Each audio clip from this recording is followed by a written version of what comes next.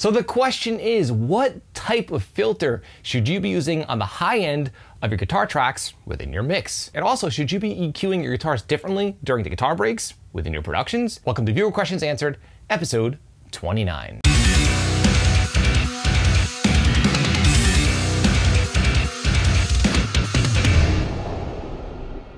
So before we dive into this excellent group of questions submitted by subscribers, I just want to let you know that if you're looking to improve the sound of your mixes, so much of your results come down to how well you understand basic EQ and compression. And this is why I'm offering you direct access for absolutely free to my crisp and clear heavy mix formula. The heavy mix formula is comprised of 3 basic components: an EQ and compression cheat sheet with clickable links to private tutorials for each of the main instrument groups, as well as a multi-track download that accompanies each of the individual tutorials. Again, a mixing cheat sheet, individual tutorials, as well as a multi-track download so you can mix along with me for practice, you can have access to for absolutely free by clicking the link below.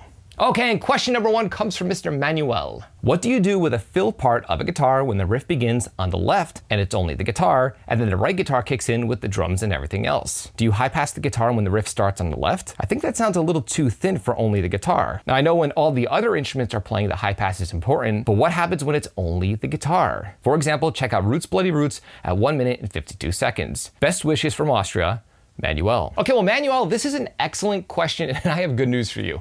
I do not overcomplicate things. There is no reason to EQ your guitars any differently during the breaks. And to be honest with you, when it comes to rhythm guitars, I'm really not that aggressive with high passing to begin with. I want my guitars to work throughout the duration of the entire mix. The only thing I want to manipulate within the mix would be level via automation and panning, if at all. Now the point within Roots Bloody Roots that you're referencing is actually more of a lead guitar part, and for what I remember, it wasn't panned to any particular side. It sounded like it was double tracked and panned out, and it's definitely high pass. And the good news is if you're talking about a lead guitar, you're not gonna notice a high pass filter on a lead guitar because fundamentally the notes that are being played are higher and their fundamental frequencies are not even in the low end to begin with. And the opposite is true for rhythm guitars. If you have a rhythm guitar playing in solo, there's no reason to change the filter from how the guitar is EQ'd within the context of the rest of the mix. So to put it simply, I do not EQ my guitars any differently on breaks unless I'm going for a deliberate effect. There's no reason to make things complicated. Excellent question, and thank you for your submission. Okay, and our next question here comes from Comfort in Distortion. Can you please let us know why you didn't just use the snare sample track, which is already cleaned with no spill, and mute the live one? Do you blend both together for tone? Thanks. Now what he's referring to is one of my tutorials where I blended both a live snare as well as a sample with my snare. And the reason is simple, is I like an organic sounding drum sound depending on the production that I'm working for. If you go 100% sample, you're gonna end up, depending on the sample you're using, with a drum sound that doesn't sound that natural. It's gonna take a lot of work to make it sound natural. If I'm working with decent drum tracks played by a decent drummer, I will try to retain as much of the natural drum sound within the mix as possible. And often I'll go with a mix of 50% sample with 50% live snare. And also I will generally use only my own samples that are completely raw, that were recorded with the drummer's drum set on drum day. So my samples are not EQ'd, they're completely raw, and I mix them in with the live drum so it's completely seamless. But with that being said, I still like to preserve as much of the original performance as possible because every time a drummer hits a drum, it's gonna sound slightly different. There are gonna be subtle variations in tone. And that's why I like to blend both a sample and a live snare. Now, this is genre specific. When Gent was very popular 10 years ago, I would have bands that would literally want me to mix their drums to sound like a drum machine, even though we recorded live drums, and they would want their drums completely sound replaced. Now, there's nothing wrong with that. It comes down to genre and personal taste. But for me, I like a 50-50 blend because I like a natural drum sound. Excellent question. Okay, our next question here comes from Mesabog 2. Why use a high cut on the guitars instead of a shelf? How do you choose between a shelf or a cut filter? This is an excellent excellent question, and I have a very simple answer for you.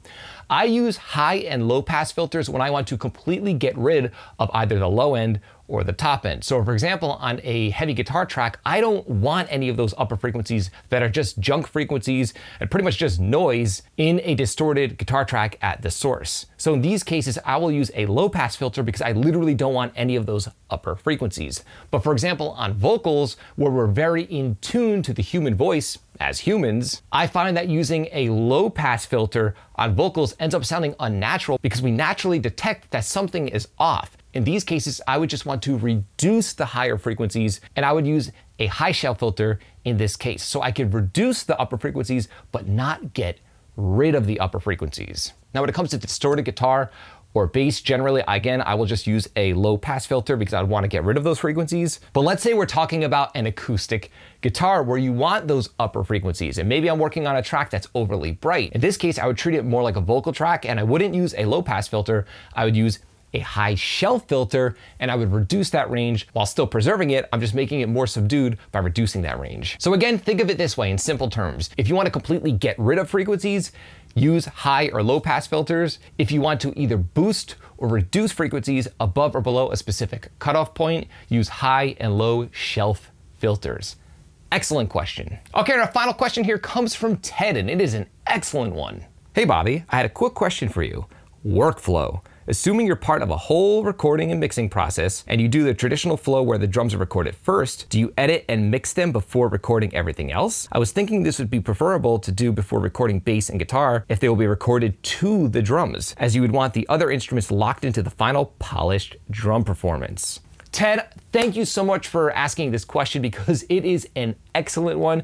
And I'm gonna be completely honest with you, 99.9% of the time, I highly recommend editing your drum tracks, at least editing your drum tracks before recording anything else. I can't tell you the amount of times that people send me stuff to mix where nothing is edited and they want their mixes to sound like Periphery. Editing your drums first will make the process so much easier, just like you mentioned, because the guitars and the bass and vocals are being recorded to an already fixed and tight performance, if that's what you're going for. Now, when it comes to mixing the drums and sample replacing the drums, you are right on that as well. I prefer to have a nice, crisp, pre-mixed drum sound that the guitar players are tracking to in the studio so they could be inspired. Now, I don't go crazy. I don't mix them 100% because they're always gonna have to be adjusted in the final mix, but I like to work from a tracking template that's pretty much pre-EQ'd and have basic settings so the drums sound decent. As a matter of fact, everything sounds decent that's recorded into it. So what they're hearing in the studio sounds more like the final record or product. So Ted, excellent question, and you are bang on, 100% accurate. You're definitely gonna wanna edit your drums before anything else. A lot of newbies make this mistake where they'll record drums, then bass, then guitars, then vocals, and then they try to edit everything, and generally it is a complete nightmare. We have to remember that your drums are the foundation of the rhythm section of your mix. So it's better to just get them squared away and how you want them timing-wise before you do anything else within the production. Now let me just say this, sometimes I'll actually record drums last. And in these cases, the band is recording to MIDI drums, which are already in time. And it works out because when we recorded the final drums, all I have to do is edit the final drums because the guitar is already tight to the MIDI drums. But this is somewhat rare, and most people record a traditional way where they'll record drums first, which is how I do it 90% of the time. So again, always make sure your drum edits are scored away early on in the production process. So I would just like to shout out and thank everyone for submitting this excellent group of questions. Now, if you've emailed me a question and I haven't gotten to it yet, just be patient. I will definitely get to it within one of these videos in this series. And again, if you're looking to improve your EQing and compression skills, you could have direct access to my crisp and clear heavy mix formula. It comes with a mixing cheat sheet, individual private tutorials for each of the main instrument groups, as well as a multi-track download that accompanies each of the individual tutorials. You can have direct access to the heavy mix formula for absolutely free by clicking the link below. If you found this video helpful, like, comment, subscribe, and share. And do not forget to click the little bell icon so you can be notified every time I upload one of my weekly videos on all things Metal Rock production. If you're interested in some Frightbox swag, I've got t-shirts, mugs, and a ton of other cool stuff on the way. There's a link below to the Frightbox merch store in this video's description. But until next time, happy mixing.